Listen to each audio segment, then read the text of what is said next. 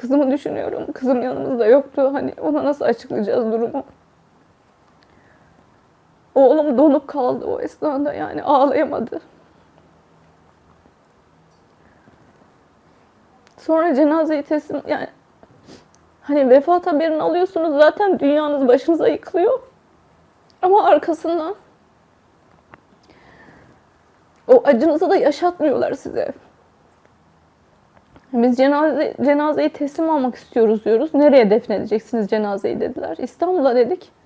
Hayır, İstanbul'a defnedecekseniz vermeyeceğiz. Biz götürüp dediler böyle hainler mezarlığına defnedeceğiz. Diyoruz ki biz onun ifadesi alınmamıştı, suçlu değil. Hani ifadesi bile alınmayan insanı suçlu ilan edemezsiniz. Hayır, işte bize gelen talimat böyle, hainler mezarlığına defnedeceğiz biz. Peki yani yok mu bunun çaresi? Ne yapmamız gerekiyor? İfadesinin alınmadığına dair evraklar getirelim. Savcılığa gideceksiniz dediler. Savcılıktan belge getireceksiniz. Bu normal bir cenazeydi. Normal olarak çıkartılabilir buradan diye. Savcılığa gidiyoruz. Savcı diyor ki böyle saçmalık olur mu? Adamın ifadesi alınmamış. Tabii ki normal cenaze. Ben buna böyle bir resmi evrak veremem diyor. Yani hani normal prosedür neyse onu yapmak zorundalar. Sonra tekrar geri döndük. Savcı böyle söylüyor. O zaman dediler ki gidin terörle mücadeleden yazı getirin. İfadesi alınmamıştır diye. Terörle mücadeleye gittik. Dedik ki hani eşimin ifadesinin alınmadığına dair bir evrak verin bize. Size veremeyiz. İşte Mezarlıklar Müdürlüğü bize yazı yazsın. Biz onlara resmi cevap verelim. Yani her gittiğiniz kapı yüzünüze çarpılıyor. İşi yokuşa sürüyorlar. Kimse yardımcı olmak istemiyor. İşte Mezarlıklar Müdürlüğü'ne yazı yazılacak. Mezarlıklar Müdürlüğü tekrar talepte bulunacak vesaire falan. Günler sürecek Türkiye'deki bürokraside. Ve sonra dedik ki tamam kardeşim biz vazgeçtik. Hani İstanbul'a defnetmeyeceğiz. Ben kendi memleketime götüreceğim. Memlekete gittikçe de böyle eşimle tatile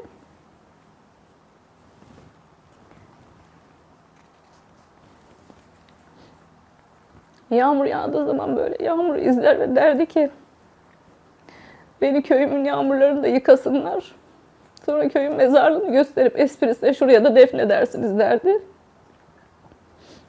Öyle o mezarlığa defnedilmek nasip oldu yani. Memlekete defnedeceğimizi söyledik. Tamam dediler, o zaman alabilirsiniz. Hava sıcak, ilaçlanması gerekiyor ama biz böyle bir hizmet veremiyoruz dediler. Biz artık yalvarıyoruz, diyoruz ki hani ilacın ismini söyleyin, nasıl yapıldığını tarif edin, biz kendimiz ilaçlayalım. Bir tanesi insafa geldi, orada ilacı verdi, tarif etti. İşte abim enjekte etti ilacı. Sıcak hava tabii ki, yani tedbir alınması gerekiyor. Sonra bir sürede tabut bekledik. Tabutu getirdiler.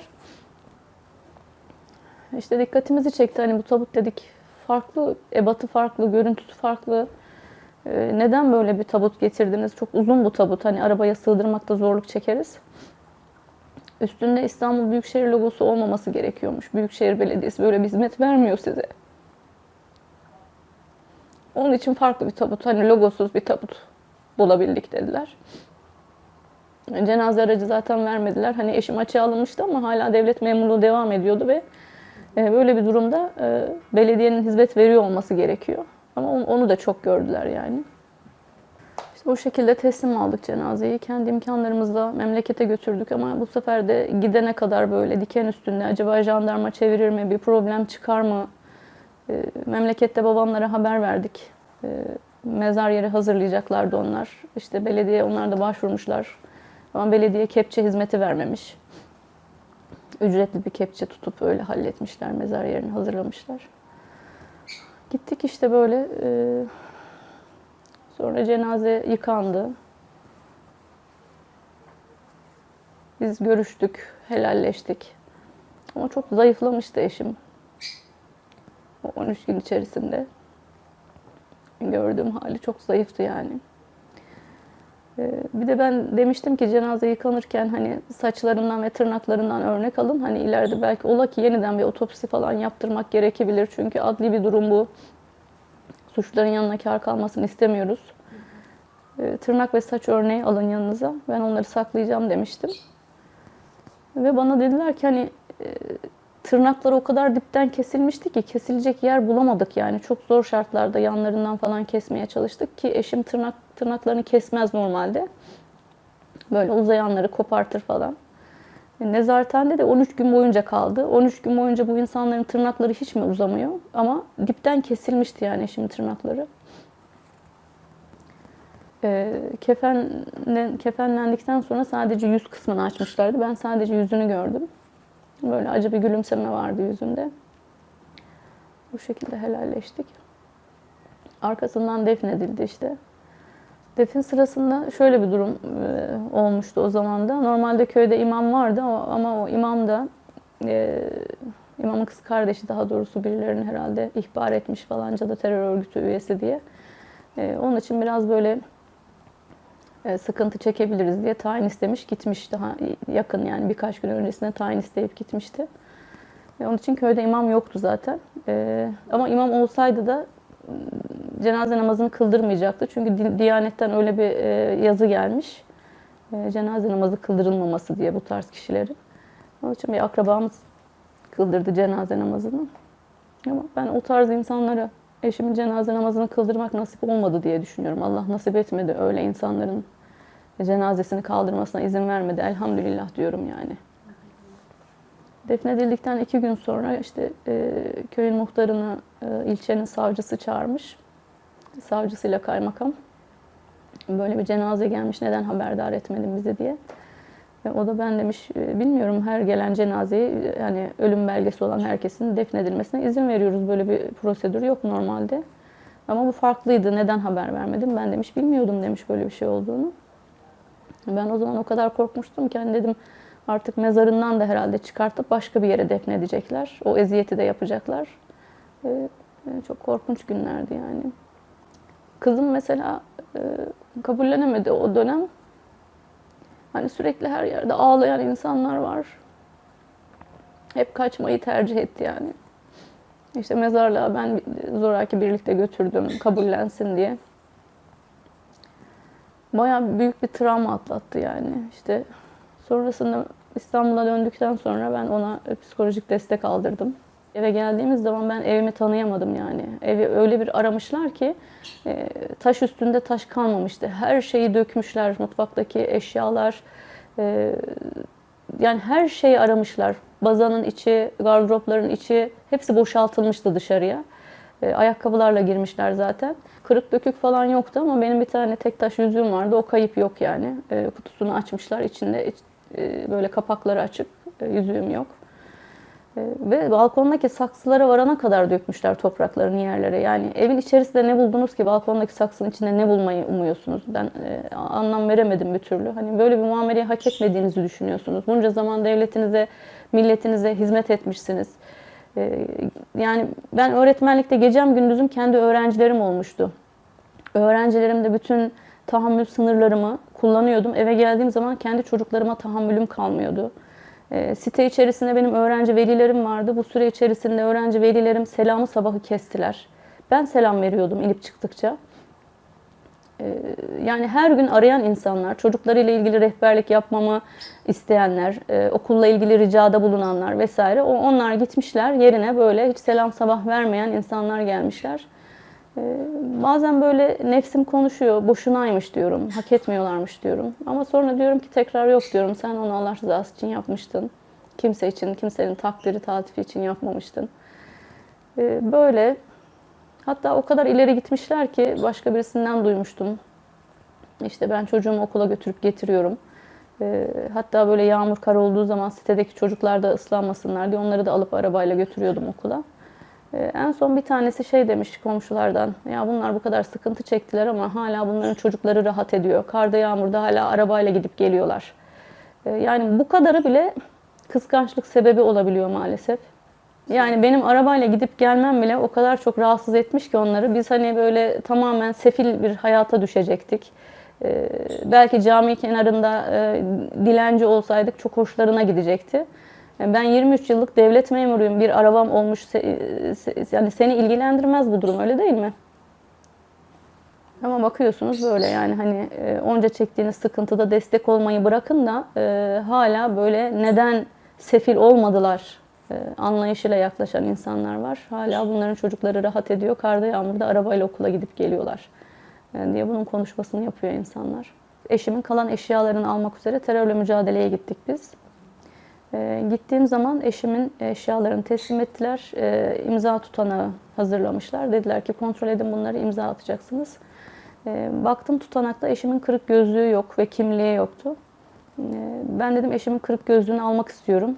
Ne yapacaksınız dediler kırık gözlüğü. Atmışızdır biz onu çöpe. Hayır dedim, atamazsınız, öyle bir hakkınız yok. Belki dedim ben onun çerçevesini kullanacağım. İşte nereden bulalım şimdi gözlüğü dediler. Siz imzalayın. Tamam dedim, imzalayacağım ama şerh düşeceğim ben buraya. Şerh düştüm. Eşimin kırık gözlüğünü ve kimliğini teslim almadım diye. Altına imzamı attım. Polis memurlarından bir tanesi çok sinirlendi, böyle çekti gitti, kızdı, geri geldi falan, imzalayacaksınız dedim. Ben bu şekilde imzaladım. Buyurun kabul ediyorsanız. Hani ileride kullanabileceğiniz delilleri edinmeye çalışıyorsunuz. Eşimdeki o evrakı da, eşimle ilgili o evrakı da şerh düşerek imzaladım. Teslim aldım, çıktık. Artık arkada nasıl böyle telaşlandılarsa çıktık biz tam temden. 10 dakika sonra telefon geldi. İşte eğer çok uzaklaşmadıysanız eşinizin gözlüğünü bulduk, gelip teslim alabilirsiniz. Biz tekrar geri döndük, eşimin kırık gözlüğünü teslim aldık. Yeniden bir kağıt çıkartmışlar. Dediler ki bu sefer şerh düşmeyin. Ben dedim ki kimliğini yine almadım, yine şerh düşeceğim. Kimliğini almadım diye şerh düşerek yazdım. Zaten kimlik emniyet tarafından nüfus müdürlüğüne gönderiliyormuş, teslim etmiyorlarmış. Onun için gözlüğünü öyle teslim aldık. Şu anda o gözlük yaşanan zulümlerin bir sembolü olarak Tenkil Müzesi'nde sergileniyor. Kızım çok sıkıntı çekti bu süreçte. Uzun süre tepki gösterdi. Sonra dedi ki benim yanımda baba demeyin. Çünkü her baba denildiğinde irkiliyordu, etrafına bakıyordu. Benim kendi annem babam var, yanımda kalıyorlardı. Ve ben onların yanında babama baba diyemiyordum. Hani kocaman bir boşluk açıldı hayatlarında. Hani böyle hem anneleri oldum hem babaları oldum denir ya, hikaye yani o babanın boşluğu kesinlikle doldurulmuyor. Hani ne kadar doldurmaya çalışırsanız çalışın, kızımın aradan birkaç sene geçtikten sonra anne ben baba demeyi özledim cümlesindeki o boşluğu dolduramazsınız. Yani o baba kelimesi literatürlerinden çıktı artık. O kelimeyi kullanamayacaklar. Burada biraz daha toparladı şimdi. İşte psikolojik destek aldı. Ama yine o psikolojik destek bayağı bir götürdü kızımı, idare etti. Buraya geldikten sonra işte kamplarda çocukların babalarıyla iletişimlerini gördü. Gündüz çok böyle fark ettirmemeye çalışıyordu ama akşam odaya çekilip de uyumaya çalıştığı zaman uyuyamıyordu ve diyordu ki anne içimde kocaman bir şey hissediyorum. Bu bir boşluk mu, özlem mi anlayamıyorum diyordu.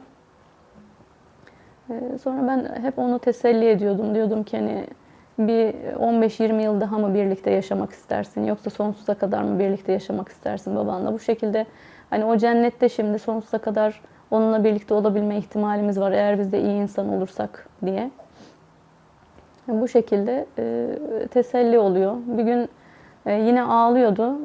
Neden dedim ağlıyorsun dedim. Arkadaşlarıma dedi babaları dedi hediye alıyorlarmış dedi. İşte kitap okuyor, hediye alıyorlar. Sure ezberliyor, hediye alıyorlar dedi. Ben de dedim ki ama dedim abinle biz de dedim sana hediye alıyoruz dedim. Sonra dedik ama dedi beni anlamıyorsunuz dedi. Anne dedi babaları alıyormuş diyorum size, babaları alıyormuş diyorum dedi. Ve anladım o zaman o boşluğu dolduramayacağımı, ne kadar çabalarsam çabalayayım.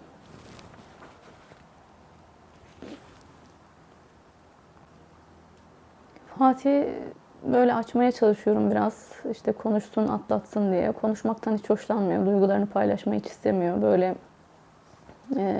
bir anda hani evin erkeğiyim, güçlü olmalıyım, destek olmalıyım moduna büründü.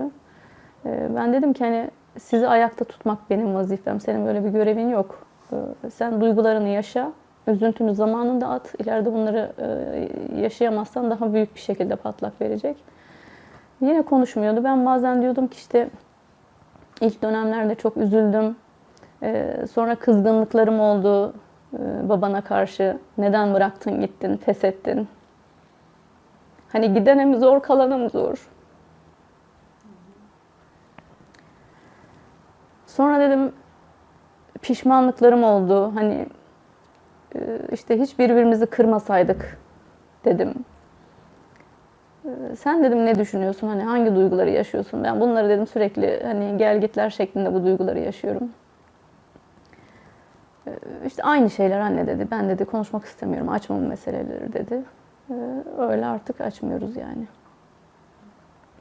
Yurt içerisinde böyle hukuk mücadelemizi sürdürmeye çalışıyoruz ama hukuk bitmiş vaziyette biliyorsunuz. Her gittiğiniz kapı yüzünüze kapanıyor.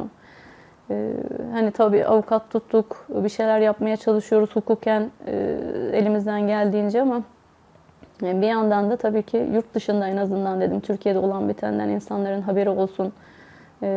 Yurt dışında sesimizi duyuralım. İşte gazeteciler talepte bulunuyorlardı. Randevulaşıyorduk, görüşüyorduk. Yaşadığımız şeyleri onlara anlatıyorduk. İşte yurt dışındaki basında, medyada yayınlandı. Le Monde gazetesinden birisiyle görüşmüştük. New York Times'tan bayan gazeteciyle randevulaştık. Randevulaşmıştık. Pazartesi gün görüşecektik onunla. Ben Cuma gün gözaltına alındım. 24 Şubat 2017'de. Sabahleyin işte polisler kapıya geldiler. Dediler ki işte hakkınızda gözaltı kararı var. Sizi götüreceğiz. Ben dedim ki hani gözaltı kararınızı görmek istiyorum. Gözaltına alınacağıma dair evrak yok mu elinizde? Yok dediler. Ben dedim neye binaen size güvenip dedim sizinle geleyim. Bu kadar insan kaçırılıyor. Bu kadar insan polis izleyip bir şeyler yapmaya çalışıyor. Hani elinizde resmi bir evrak yoksa dedim ben dedim gelemem sizinle dedim. Polis kimliğini gösterdi bana. Dedim bu kimlik yeterli değil benim gözümde. Benim dedim gözaltına alınmam gerektiğiyle ilgili bir evrak istiyorum.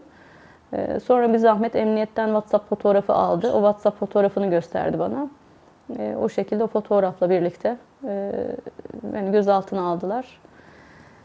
Ondan sonra işte savcı aradı, ifadeye çağırdı. O esnada biz çıktık, Çağlayan Adliyesi'ne gittik. Eşimi gözaltına aldıran savcı Can Tuncay gözaltı kararı vermiş benimle ilgili. Kapıda beklerken ben avukatımın gelmesini istiyorum dedim. Avukatımızı bekliyoruz işte. Avukat geldi. Sonra içeriye girdik. Girdiğim zaman içeriye sadece eşimin dosyasıyla ilgili sorular sordu bana. Benimle ilgili hiçbir şey yoktu yani. Eşimin dosyasıyla ilgili sorular sordu. Ben de cevap verdim. Ve sonra şey dedim yani dilerim dedim bu darbeyi yapanlar, gerçek darbeyi yapanlar ortaya çıkarlar. İki elim dedim hem dünyada hem ahirette onların yakalarında olacak. Bizim de amacımız o dedi darbecileri ortaya çıkartmak. İnşallah dedim çıkartırsınız ama dedim benim şu an dedim adalete güvenim kalmadı. Allah'ın adaletine güvenim sonsuz. Burada olmazsa dedim Allah dedim ahirette dedim karşımıza çıkaracak ve hiçbirisine hakkımı helal etmiyorum dedim. Sonra işte yaşlı anne babanla birlikte yaşıyormuşsun dedi. Yoksa seni dedi tutuklayacaktım dedi. Onlara dua etsen dedi onların hatırına serbest bırakıyorum dedi. Yani arkasından yaklaşık bir ay sonra denetimli serbestlik kağıdı geldi evime. Yurt dışı yasağı koymuşlardı. Öyle ortalık biraz böyle durulmuş gibiydi. İşte ben 29 Ekim'de 675 KHK ile görevimden ihraç oldum. Arkasından bir gün telefon geldi eşimin okulundan. Dediler ki eşinizin göreve iade kağıdı geldi. Gelip o kağıdı imzalar mısınız? Ben de siz dedim dalga mı geçiyorsunuz benimle dedim ya. Adam vefat etmiş gitmiş. Şimdi dedim göreve iade ediyorsunuz. Gelip dedim göreve mi başlayacak dedim. Bilemiyorum dedi bize dedi müdürlükten dedi böyle bir evrak geldi dedi. Yasal varis olarak da dedi sizin imzalamanız gerekiyor dedi. Sonra istemiyorum dedim. Siz dedim Milli Eğitim Müdürlüğü'ne yazı yazın dedim. Hani işte imzalamıyor, yakın imzalamıyor deyin dedim. Üst yazıyla gönderin istemiyorum dedim ben. Gelmeyeceğim. Sonra kapattım telefonu. Sonra dedim ki yani neden dedim ben almıyorum bu kağıdı ya. Bu eşim dedim masumiyetini ispatlayan en büyük evraklardan bir tanesi. Gidip alıp dedim bunu da dedim ben dedim bütün dünyaya duyurmalıyım yani. Sonra tekrar telefon ettim. Ben dedim geliyorum hemen evrak almaya. İşte gittim. O evrakların fotokopilerini aldım. Kağıtları imzalattım. Geldim. Sonra tabii ki basında çok ciddi bir ses getirdi bu yazı. İşte masum bir insanın ölümüne sebep olan bir şey var. Devlet demeyelim de işte kendini devlet gibi gösteren zalim insanlar var. Her kesimden çok ciddi tepki oldu. Veli Saçılık mesela olaydan sonra eşimin mezarını ziyaret etti. Ve dışarıdaki insanlardan, aile dışındaki insanlardan ilk ziyaret edendir Veli Saçılık, Gökhan Özbek. ve onlarla birlikte KHK'lı birisi daha vardı, Mustafa Bey. İlk onlar ziyaret ettiler yabancı birisi olarak. Öyle çok ciddi ses getirince bu sefer eşimin masum olmadığı, aslında o kağıdın, o yazının bir göreve iade yazısı değil de görevinden ihracı olmadığı için rutin bir prosedür olduğundan bahsettiler. Müsteşar çıkıp açıklama yaptı konuyla ilgili. Sonra bu konu tabii ki CHP'nin ilgisini çekti. CHP'den yetkililerle görüştüm. Onlar Kılıçdaroğlu'na ilettiler. Kılıçdaroğlu bunu meclis konuşmasında, grup toplantısında ele aldı. Gökhan Açıkkolu öğretmenin işkence sonucu öldürüldüğünü söylemişti. Bunun üzerine İstanbul Cumhuriyet Savcılığı apar topar bir açıklama yaptı. Diyor ki, Gökhan Açıkkolu'yla ilgili iddialar gerçeği yansıtmamaktadır diyor. Doktor Ömer Gergerlioğlu, bir aktivist. Bunun üzerine şu açıklamayı yaptı. Adli raporları biliyorum. Adli raporları biliyorum. Açıklamalar yanlış. Muayenelerdeki darp ile olan ekimozlardan bahsedilmemiş. Yani dövülmüş, onlardan bahsedilmiyor. Otopsideki sırt, boyun kas kanamaları, sağ sol taraf kaburga kırıklarından bahsedilmemiş. Bir adam hapishanede niye tek otururken kaburgaları kırılsın? Kim kırdı? Kim darp etti? Raporda var bunlar.